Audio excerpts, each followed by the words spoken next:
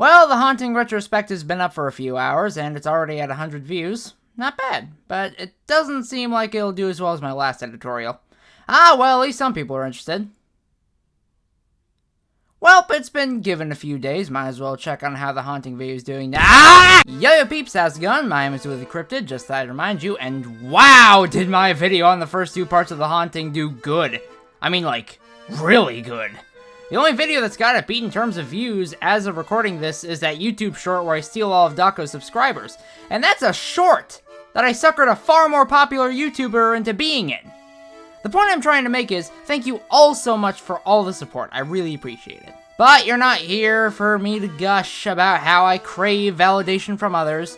You're here to see me go over the next installment of the Haunting series. Well, let's not waste time and jump right into it. Now, before we start, I highly recommend that you actually watch the Haunting series yourself first, because it is, like, really, really good. Okay, my little recaps here, or my little overviews, they do not do the series justice, okay? So you should definitely watch it yourself before watching this, or at least watch it right after. So yeah, with that little disclaimer out of the way, let's get on with it. So, for those of you who either didn't see the last episode, or simply need a refresher, The Haunting began with two brothers and/or best friends, Armand and Drake, buying an old spooky house. Shortly after moving in, there were many spooky occurrences by Herobrine, who, according to a book Armand got, was once a man named Colin, who was later corrupted. They endure his haunting for 3 days before being chased down into a cave underneath their house, which hid 3 blocks of diamond ore, which were known as the Sacred Diamonds. The Sacred Diamonds have some sort of strange connection to Herobrine, and it's also said that simply saying the word Sacred Diamonds will cause terrible things to happen. Armand and Drake are tossed down a bottomless pit and wake up in a large valley with 3 temples, each one holding one of the Sacred Diamonds.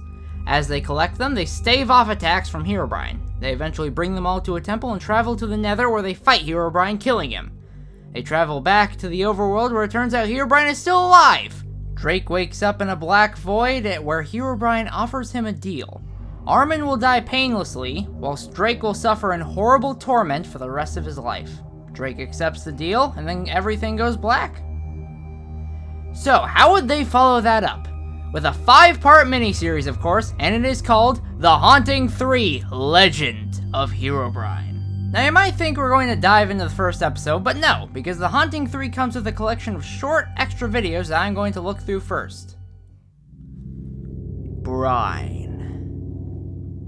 In July 29, 2012, Rejected Shotgun released Brine, a Slender parody video. It's your typical find a page, see the threat, run away, repeat. I don't think it's really connected to The Haunting, so I won't really go over it much. One thing I do wonder, though, is if the pages have anything to do with The Haunting. The pages say stuff like has no sight and run, run, run, just run. However, one that interests me the most is the final one, which says he took them, they're gone and he took them. I could be reaching here, but I wonder if this has anything to do with Drake and Armand. The first video in the series ends with the words, in memory of Drake and Armand, so maybe Brine is actually the aftermath of the first episode. There were clearly other people living in the village that Drake and Armand's house was in, so maybe to them, Armand and Drake just disappeared. And maybe shortly after that, Herobrine went after the rest of the town? And this video is just the last of Armand and Drake's neighbors hopelessly trying to escape? I don't know, I'm probably wrong, but it's fun to try and fit this video into the rest of the series. The Haunting 3: Legend of Herobrine teaser. In August 23rd, 2012, we got our first hint of what was to come, with a teaser for the upcoming Haunting miniseries. We see a character walking through the snow in a whirling blizzard, armed with nothing but a shovel and a single snowball. There's an explosion sound nearby, but the character we follow just keeps walking. They suddenly find a floppy disk out in the snow and decide to bring it with them. The character then walks into a building as he calls out for someone named Grayson. Grayson comes into the room and says the name of the character we're following, which is... Hey, Drake! Drake? How the heck did Drake end up in the snowy tundra? Drake asks about the explosion sound, and Grayson says he didn't hear anything. They go out to investigate and find a crater. Suddenly the blizzard stops, which they say is odd since the blizzard was reported to keep going for months. Grayson heads back inside while Drake looks around, soon spotting some strange object in the distance. There's suddenly static, and we see the words "end of feed." The video ends. Okay, so that one was confusing. Apparently, Drake's in the Arctic now with a guy named Grayson. He also found a random floppy disk out in the snow and saw some weird structure in the distance. What was that all about? Guess we'll have to watch more videos to find out! The Haunting 3, Legend of Herobrine. COLLINCAM.avi. In August 23rd, 2012, we got one of, if not the most ominous video yet. COLLINCAM.avi. Honestly, sounds like the title of a creepypasta. We start with a disclaimer saying that the audio is distorted, likely from water damage, revealing that this is a found footage video. We open to a frozen, icy cave with a stream of water running through it. There's a peculiar trail of netherrack as well as redstone torches dotting the sides of the walls. The netherrack trail seems to lead somewhere as the person holding the camera follows it.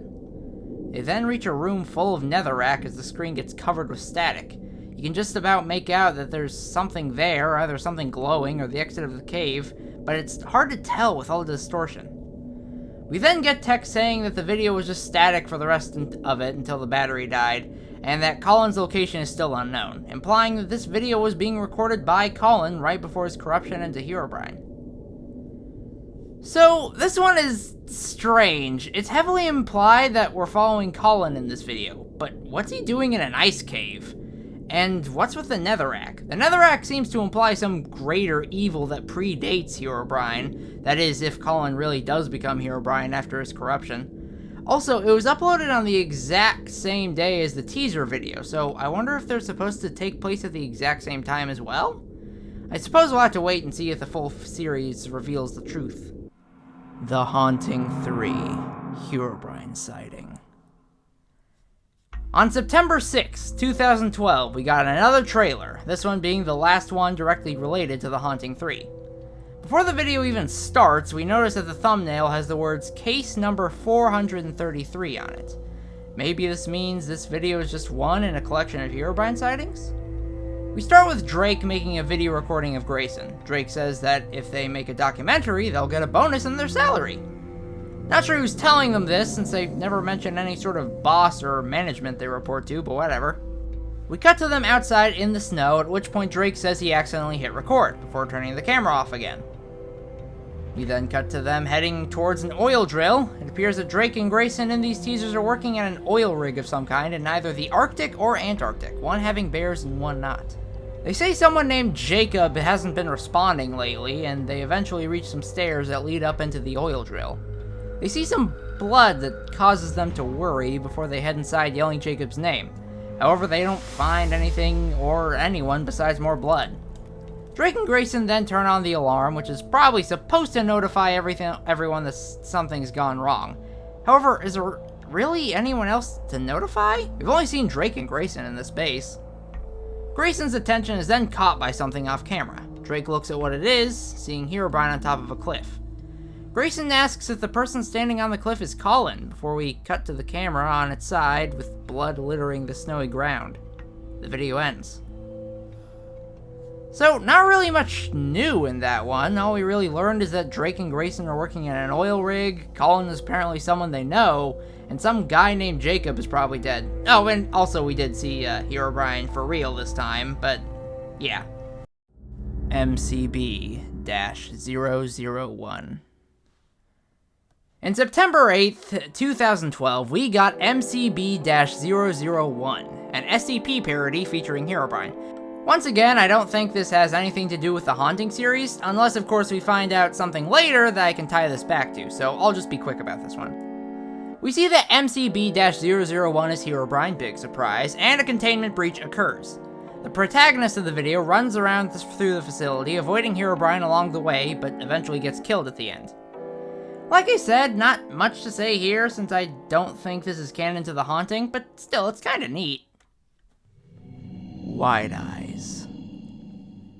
On October 5th, 2013, we got Wide Eyes. This one is really short, and I think it was just made for fun to promote The Haunting 3.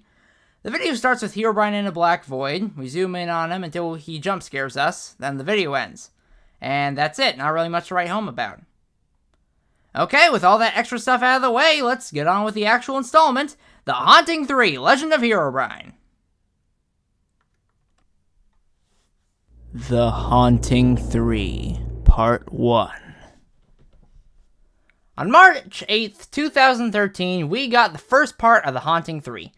We open to Drake and Armin walking through a village of some kind. We then hear them speak in a very mature voice. Hey, wait.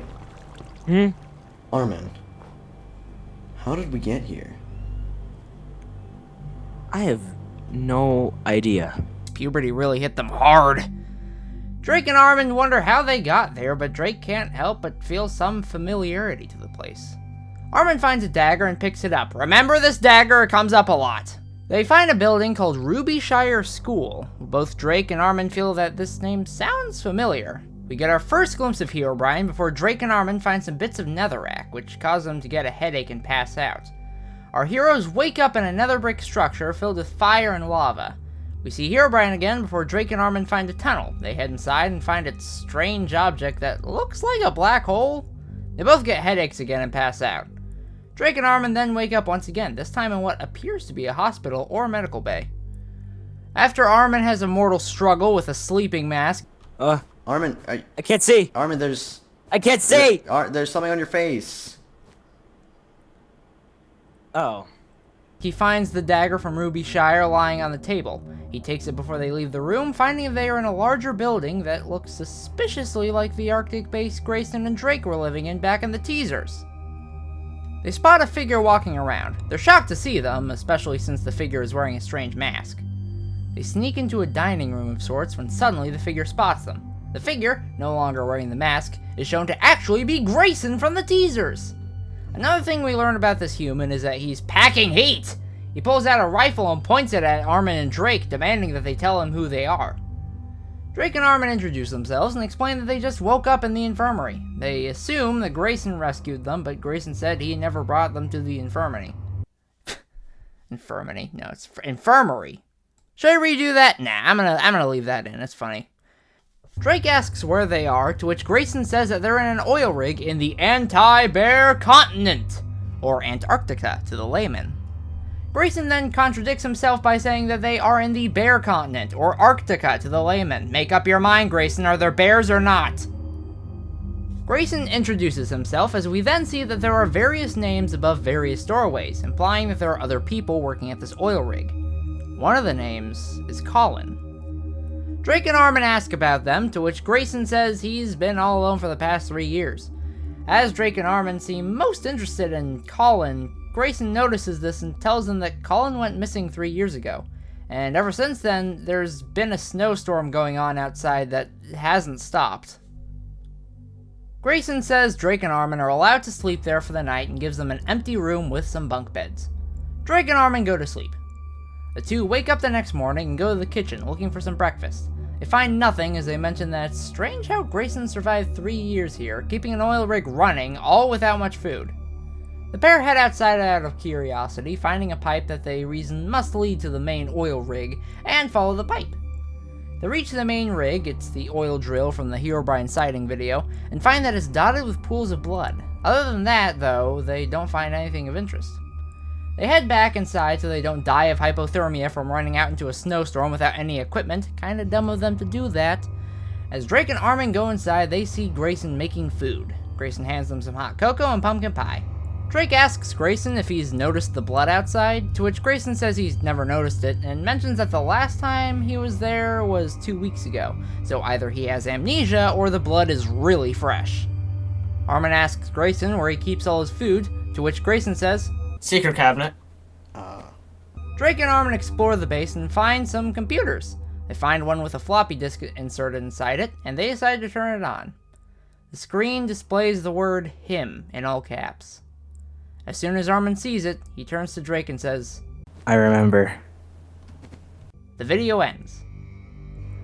Alright, so that was a good first episode. It seems like Drake and Armin don't remember any of the stuff that went down with Herobrine in the last 2 entries, at least not until they see what was on the floppy disk in that computer.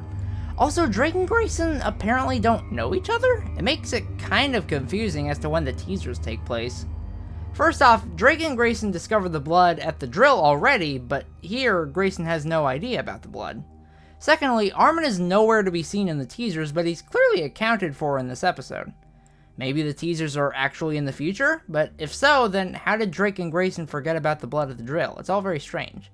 Also, what is up with Rubyshire and that netherbrick structure? Rubyshire I can kinda get. Maybe it's a place Drake and Armin grew up in before they moved to their new house. Or maybe it's even the actual village their new house was in. But the netherbrick place? I guess you could say it's in the nether, which makes it connected to Herobrine. But that still doesn't explain that weird black hole thing. Well, I suppose we have 4 more episodes to find out.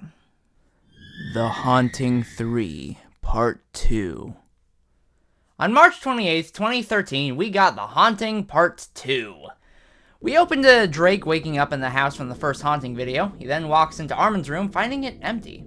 As he calls out to see if anyone is around, he walks into the main room to find apples falling from the ceiling again. We also see Herobrine as Drake notices strange lights through the window and hears an explosion. Drake keeps looking around, but can't find any signs of anyone around. He walks out the door, only to find himself in the jungle cave from The Haunting Second Life. The signs in the cave are noticeably blank as Drake looks around the jungle, soon spotting Herobrine in the distance. Then Drake suddenly wakes up in the end dimension, or at least what appears to be the end. He comes across some sort of shrine before a strange voice says, What in the world? You shouldn't be here. Herobrine appears before Drake wakes up in his bedroom in the Arctic base. Drake and Armin leave their bedrooms to say good morning to Grayson. Out of curiosity, they ask if he's ever heard of Herobrine. Grayson says he's heard stories about him as a kid, explaining that there's a legend about him, a legend of Herobrine, if you will. According to the legend, Herobrine will pick out a chosen few and stalk them for a bit before taking them. Drake asks Grayson exactly where Herobrine takes people to, which Grayson answers that he doesn't know and frankly doesn't care, since it's just a story. However, Drake says that all stories are based on something true. Drake then asked Grayson if anything has happened to him that caused him to feel scared or confused.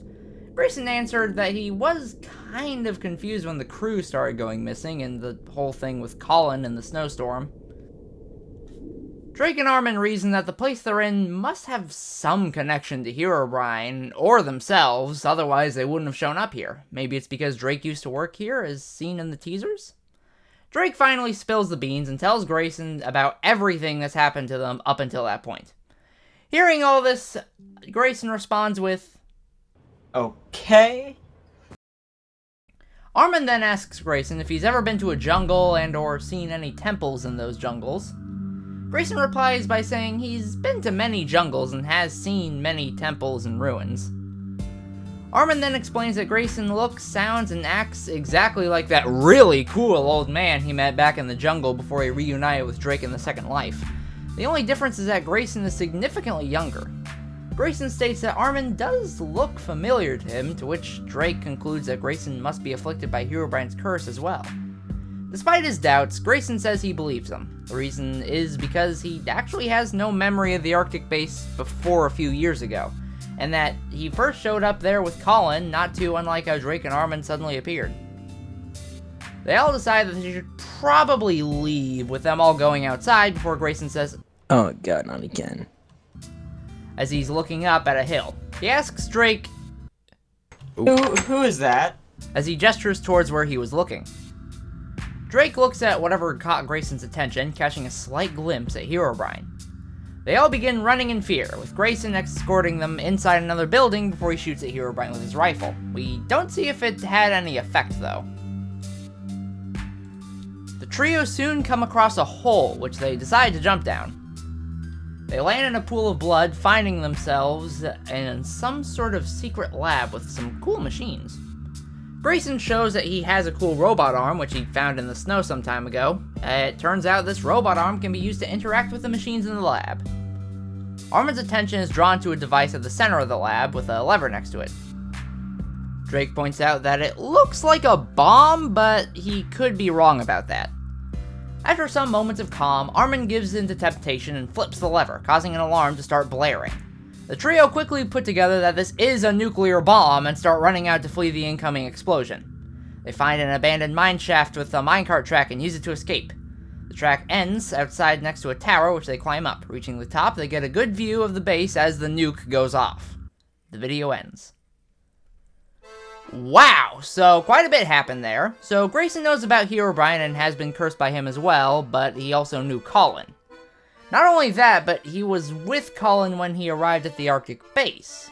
This could mean one of two things. Colin was secretly Herobrine the whole time and was just manipulating Grayson, or Colin wasn't Herobrine yet. If it's the latter, that could mean that there's some greater power behind Herobrine and Colin's corruption. Another thing that confuses me is, why in the world is there a nuke under an oil rig? That secret lab, the bomb, and Drake seeing this place is familiar, all in place at the Arctic base has some deeper importance to the overall lore going on here. However, I can't quite figure out where it fits. I'm also thinking that maybe in the past, Drake was working with Grayson in the oil rig, but at some point got amnesia before buying the house with Armin. That would explain why the base seems familiar to Drake, and why Drake was there during the teaser videos. Well, let's see if we get more answers from Episode 3.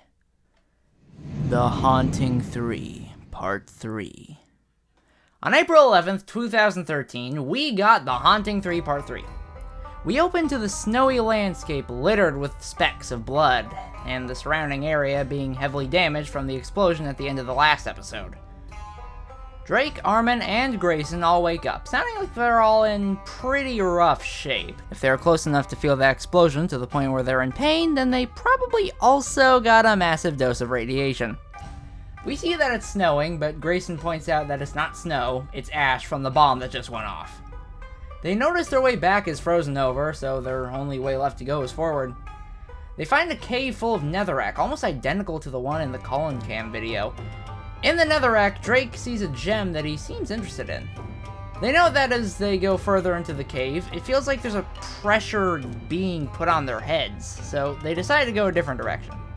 Luckily, they find a staircase nearby and walk up that instead. They reach a chasm they have to parkour over, to which Drake says he's never had a problem with parkour in the past. Drake, you idiot, have you completely forgotten about the incident at the Jungle Temple in Second Life? As it's Armin's turn to go across, he pretty much says the exact same thing I just said. Whoa. Remember that time? Yeah, Guys, you gotta yeah, see this. okay, I remember that time. This is not that time. The three reach a strange building that Grayson doesn't recognize. Herobrine jump scare! Get used to those.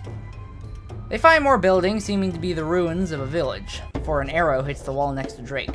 Grayson fires his rifle in the direction that the arrow came from, but doesn't manage to hit anything. They run away, arrows still being shot at them, as Armin slows down, saying his head hurts. We also see another gemstone and netherrack nearby, which may be the source of Armin's sudden headache. As they keep going, we see what I think is the TARDIS in the background? Armin and Drake look out a window and get a good view of the crater that's in the place the Arctic base used to be. They keep running from the arrows as they realize the blizzard stopped, only for it to start again as soon as they brought it up. They take shelter in a small building where they find a strange chest with a book in it. As they consider taking the book with them, Grayson keeps looking for whoever's shooting at them. We then see that the thing shooting at them is a flying bow and arrow. It could be Herobrine, but it could also be some kind of magic bow with a life of its own, I guess. The three then keep running as Armin tries to read the book, saying it says page 151 before he's interrupted by the flying bow again. The three soon run into another building where they find what looks like a portal. It appears to contain the same gems that are embedded in the netherrack. Herobrine jump scare again! They find a slot in the machine and find that the book they found fits inside it perfectly. The portal activates and they run inside to escape the flying bow. The video ends. So this video was interesting. Apparently there's some old ruins of a village close by the oil rig.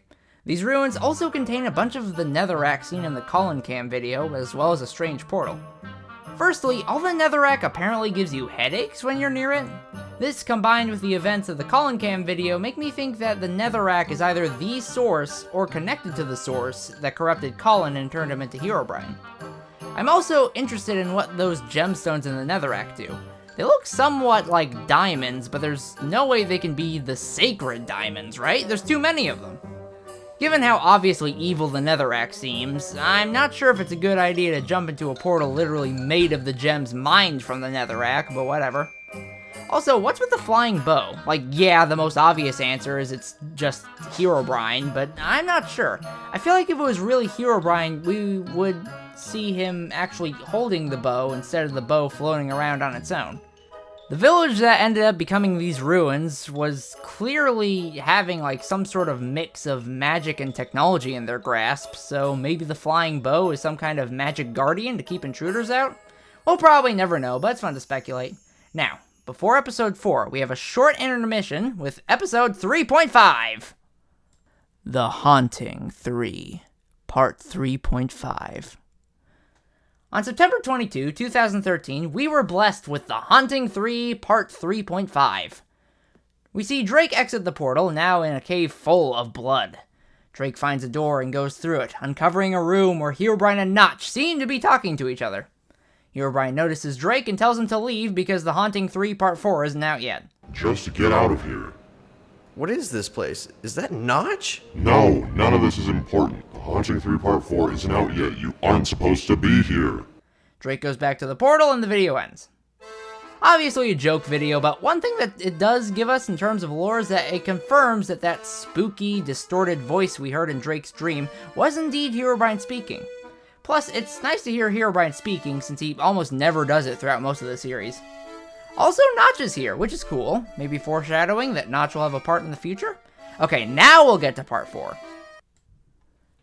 The Haunting 3, Part 4. On October 25th, 2013, we got The Haunting 3 Part 4. Part 4 is quite long, almost reaching the same length as all 3 previous parts combined. We begin with Armin and Drake exiting the portal, finding themselves in a stone brick structure.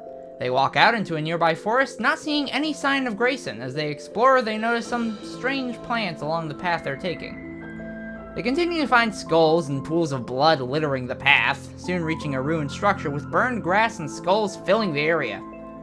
They realize that it's a village that had been burned down before they notice a fire in the distance that they start heading towards. As Drake and Armin walk to the fire, they hear strange noises followed by explosions. They look up to see that the source of the noises are comets falling out of the sky and landing on the ground. Shh!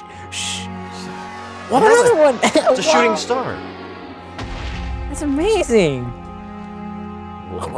Armin and Drake come across a massive chasm filled with skulls and ashes before they reach the fire they saw, trying to sneak there in case the fire belongs to someone who's not very friendly. They also see some sheep, which is one of the very few times we've seen animals in this series so far. They find that the fire is inside a building with a severed pig's head on a stick and leather drawing on the wall. They notice someone sleeping inside and step into the building, finding that the sleeping person is Grayson! Drake and Armin wake Grayson up and the trio have a tearful reunion. Grayson explains that it's been a whole year since he's seen them last. Whilst for Drake and Armin, they came into the portal only a few seconds after Grayson went in. Sounds similar to what happened in Second Life when Armin fell down the hole. The sun starts coming up, which shocks Grayson as he says that the sun hasn't been up since he first got there. Armin asks Grayson about the pig head, to which Grayson says he's cooking it since game isn't very good around the forest, saying that he kills nearly everything nearby. Drake and Armin groan at hearing that Herobrine is here. Grayson explains that he hasn't explored much the past year besides the east, and that they're currently living in the ruins of a city called Ironport that Grayson's been living in. Grayson says that Ironport is just a small part of a much larger city nearby, but he's only been there once, and the one time he did, he saw Herobrine there and ran back to his camp. Grayson also explains that the larger part of the city has a ruined library and that he read some books found within it. The books state that Herobrine has been seen around this whole region since that city was founded, almost as if he's a local legend. On top of that, Herobrine was apparently the one to destroy the city, burning all of its citizens alive, hence all the skulls and ash. Grayson says he hasn't seen Herobrine anywhere outside the larger part of the city, but has always felt like he's being watched by him regardless. Drake reasons that Herobrine must be guarding something there, and that since all 3 of them are together again, they can go and try to investigate. With that, they head towards the main city, going down a path leading to it. On the way there, Armin asks if Grayson's seen anyone around the area, but Grayson says he hasn't seen any sign of anyone besides bones and blood. He also mentions that for some reason, the blood from all the people Herobrine killed is still fresh. It hasn't dried out or decayed or anything in the whole year that Grayson's been here. They arrive at a farm where they find a map and then some coal mines that Grayson swears he sees Herobrine in, but Armin and Drake don't see anything when they look in it, so yeah. They reach a long bridge that leads to the main part of the city. They go across it whilst also spotting a chocobo from Final Fantasy in the distance. Wow. It starts getting dark as they reach a school with a bonfire or beacon of some kind right outside of it. They look around inside but find nothing besides some lit candles, which worries them. They come to find the bonfire apparently lit itself while they were inside. They reach the city's front gates, which Grayson has to open for them by crawling through a hole in the wall that leads to the other side. We see Herobrine looking at them on the bridge before flying away, but Armin and Drake don't notice it. After finding a storage room with more blood and skulls, they move on, going into the city as more shooting stars fall to the ground. The city is decayed and filled with foliage, clearly showing that it's been abandoned for a very long time. They find the library Grayson mentioned earlier and search it for books about Herobrine. Herobrine walks by the entrance and spooks them, and then the trio discover a secret staircase that leads to a room with empty bookcases, save for a single book labeled History. Grayson takes the book as they leave and begins reading it, explaining that the book is on the entire history of the kingdom and the city. The trio decide to read more of the book later as they come across a stronghold or a cathedral with a huge locked door at the front. Armin remembers the dagger he got from Rubyshire, and they discover that it works like a key, unlocking the door to the cathedral. As they enter the building, lightning strikes, seemingly Herobrine's doing. They find sets of armor and strange artifacts, one of them being the Pipes of Time, which Grayson takes for himself. Many other artifacts they find include Eriso's bow, Argoth's nether blade, the Cross of Mercy, Sevestra's pyro amulet, Achio's shield, and the backpack of Yens, which they look inside and say that apparently this Yens guy was real cheap. Haha, got him. Grayson says it might be safe to read the rest of the book now and begins reading. The book says that in the year 1202, a man crossed the barbaric land of Largoth. Largoth was a land of warring tribes and savages. This man somehow single-handedly united the warring tribes, creating an army to invade the lands of Minecraftia. As they're about to read the next page, they see Herobrine glaring at them from upstairs and try to run away. Grayson takes Achio's shield as Armin finds a secret passage in the wall. They enter and find an overgrown sanctuary with 2 sets of armor and 2 weapons. Grayson takes the shiny silver armor, whilst Armin takes the red and black armor. Grayson then continues reading the book. Minecraftia had 5 kingdoms. The strongest was Ironmere, the next strongest was Algaria, and the third strongest was Whitewater. The weakest ones were Silver Ridge and Armada. The armies of the lone man, who came to be known as Herobrine, invaded Armada. It burned, they pillaged, and they took every man and woman and child and burned them alive. They took the metals and melted them down into weapons they could use in their war against the rest of Minecraftia. Herobrine's army now had their eyes on Silver Ridge. Silver Ridge sent diplomats asking for help from the rest of Minecraftia, but were ignored. Silver Ridge fell in a matter of days. Refugees fled to the rest of Minecraftia.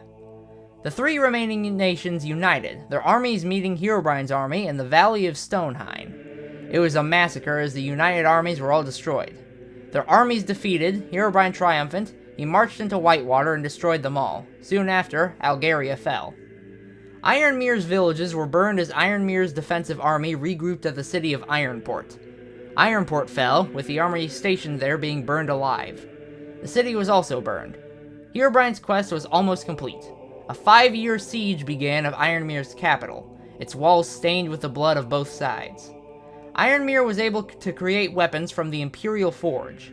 A lone man with the Cross of Mercy led the army of Minecraftia's last standing warriors against Herobrine's army and won. Herobrine was now retreating back through the lands he conquered. Herobrine was vanquished, and then he vanished. His army slain, in the year 1400, 200 years since Herobrine's invasion, new heroes have arisen and defended the land of Ironmere, but rumors are spreading of a new cult, the cult of Herobrine. And that's where the book ends. The trio theorize that they must be in what's left of Ironmere's capital, and believe that they may have a chance at defeating Herobrine if they find the Imperial Forge mentioned in the book. They hear more lightning strikes and falling stars before they take the Cross of Mercy and run out of the church as a thunderstorm is going on. We see Herobrine flying above them as the trio run through the streets. They head into the library looking for any maps or books to help them find the Imperial Forge. They find a map before Drake sees Herobrine through the window for a split second. Herobrine then comes in through a hole in the library's walls before Drake spots him and Herobrine flies away. They all run out of the library before the video ends. Wow, okay, so we learned a lot in that one. So, Herobrine used to be a guy that somehow united a whole nation of warring barbarian tribes and led them on a campaign against Minecraftia, which I'm guessing is the nation that comprised the various kingdoms. He and his army was pretty much unstoppable until the heroes from Ironmere made some magic weapons that they used to defeat his army. Herobrine then disappeared until 200 years later, and a cult was formed around him. So, first off, what I gather from this is that during his war on Minecraftia, Herobrine might have just been a regular guy. Maybe a really good tactician and barbarian peace broker, but a regular guy nonetheless. Because we've seen what Herobrine is capable of in this series. Why would he need an army when he already has so much power just by himself? Not to mention, I don't think Herobrine, with the power he currently has, would just run away after his army is destroyed. Also, the book says this all happened in 1200, so it does seem that Drake and Armin and Grayson have all been transported to the past.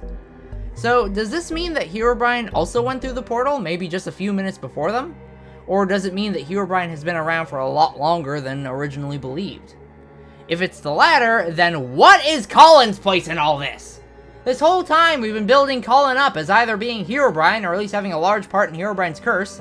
From what we've heard about Colin, it doesn't sound like he would have been alive that long ago. Also, what's with this cult? I think it's safe to say that they somehow resurrected Herobrine and gave him all these crazy powers, but why would a cult of presumably Ironmere citizens want to bring back the guy who is gonna wreck the whole place up?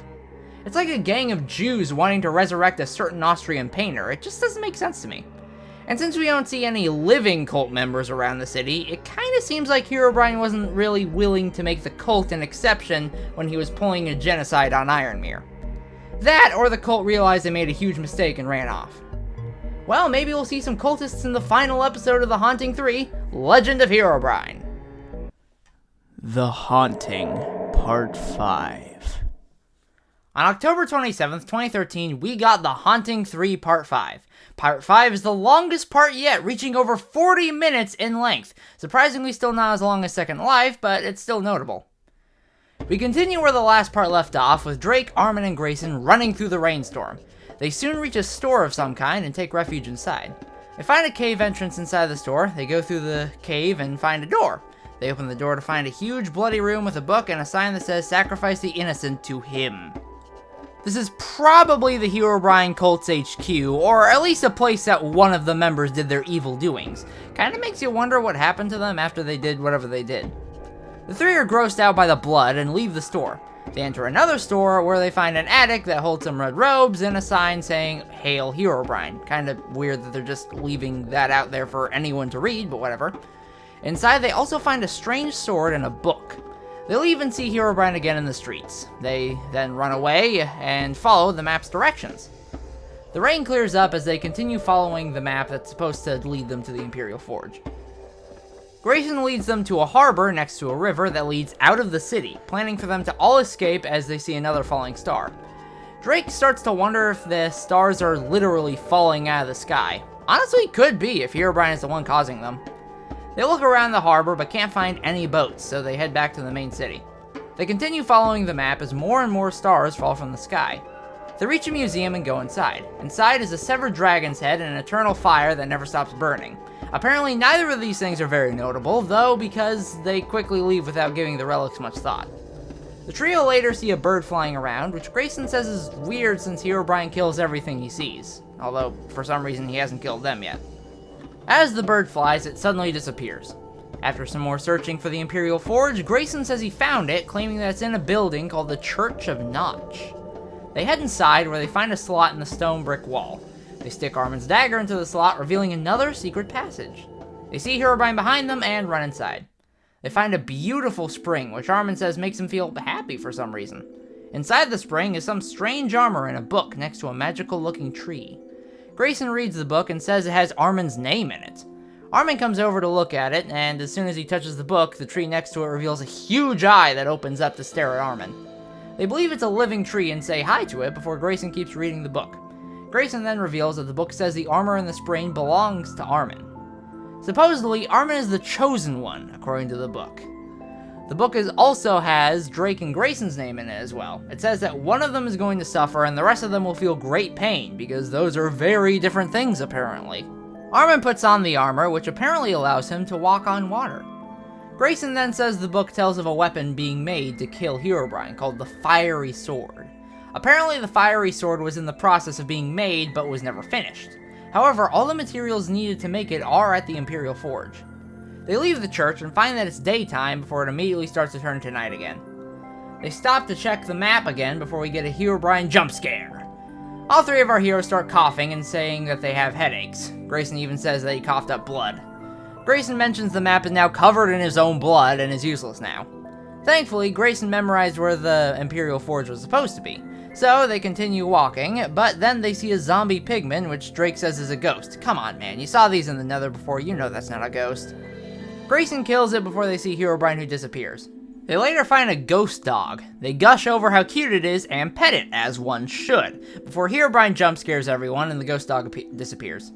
Grayson then points out that the map suddenly doesn't have blood on it before another pigman appears.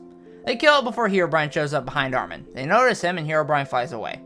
The trio run through the streets, following the map before reaching an armory. They head inside the armory storage room before we get another Herobrine jump scare and the room is suddenly filled with pools of blood, possibly their own. They find a key labeled to open the Imperial Forge and take it with them. They walk out of the armory to find that it's daytime. They find another locked door that can be unlocked with Armin's dagger. After opening it, they find another locked door behind it that they unlock with the key they found in the armory storage room. They enter a room with a ton of lava and furnaces. As they enter, they pass through a strange glowing field that they say makes them feel weird, but also causes their strange headaches to stop.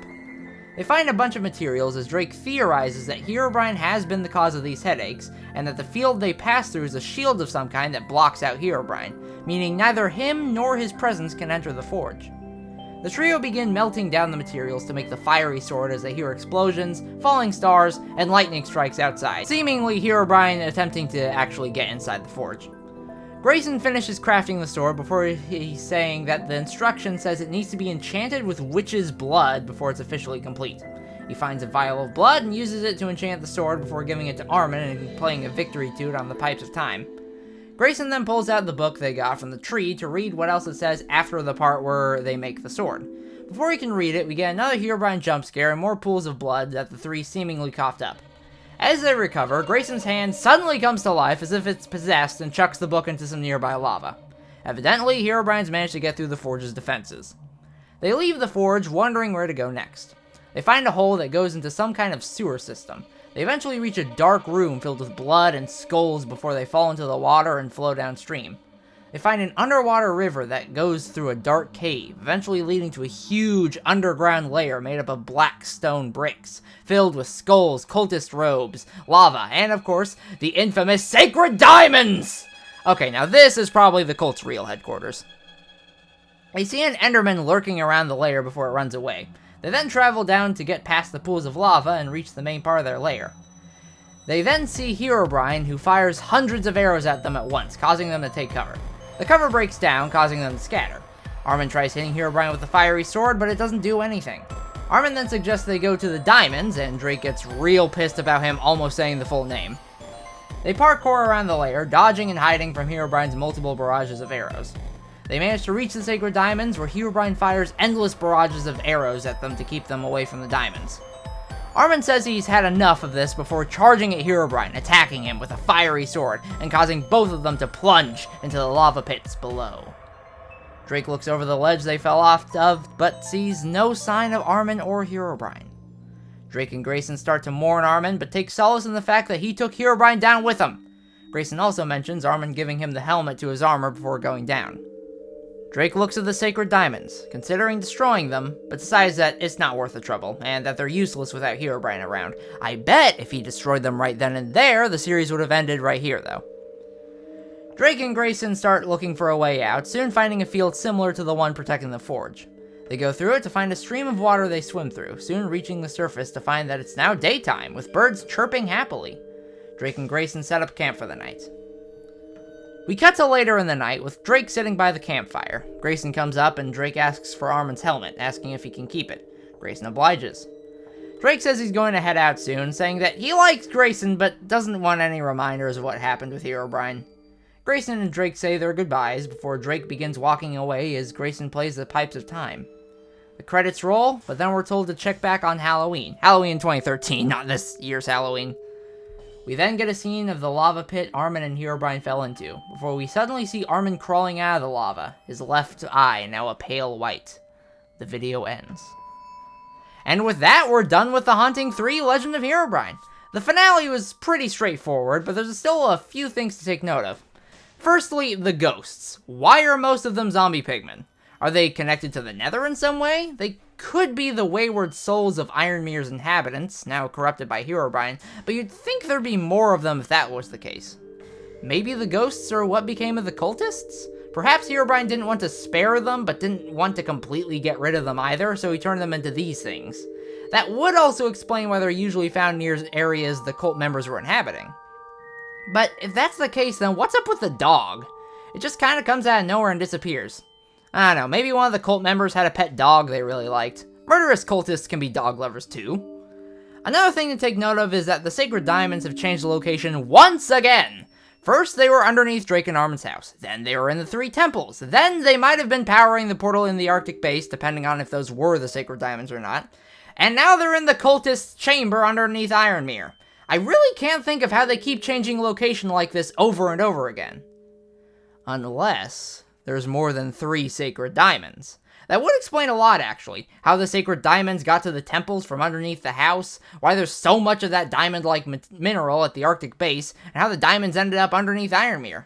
So maybe these are all different sets of Sacred Diamonds, which, if Herobrine's powered by the Sacred Diamonds, would mean that Drake, Armin, and Grayson have a lot of work to do if they want to end Herobrine for good. Also, I'm kind of wondering what Herobrine's big attack on Ironmere was like. Clearly, Herobrine did something that ended with everyone in the city dying, but also gave away his presence in the process, since they must have known Herobrine was around if they were in the process of making a weapon to kill him. And we know it couldn't have been his initial attack when leading his armies, because Ironmere survived and went on to prosper for the next 200 years. Finally, let's get to the main man himself, Herobrine. Herobrine still pretty much acts the same way he's always acted in the series, although he does seem a lot more aggressive, especially when the group gets to Ironmere. And by the time they get to the chamber underneath the city, he pretty much gives up trying to be subtle and tries to kill them outright. This is probably because they're so close to the Sacred Diamonds, so he perceived them as a serious threat since they might destroy the diamonds. But of course, they didn't, and now it's looking like Herobrine has taken over Armin's body as a way to continue his reign of terror. But that's for the next episode. For now, what do you all think of the series? Do any of you have any theories as to what's going on? What about the few theories I gave? Think they hold any water? Let me know in the comments. Please like, comment, subscribe, and click that bell thing to see what that does. Next time, we'll delve into the 4th entry in the series, The Haunted. A series with 13 episodes, and almost all of them being over 20 minutes long. Yeesh, that's gonna take a while. Maybe I'll do some other discussion videos in the meantime. But for now, I'll see y'all later. Bye, peeps!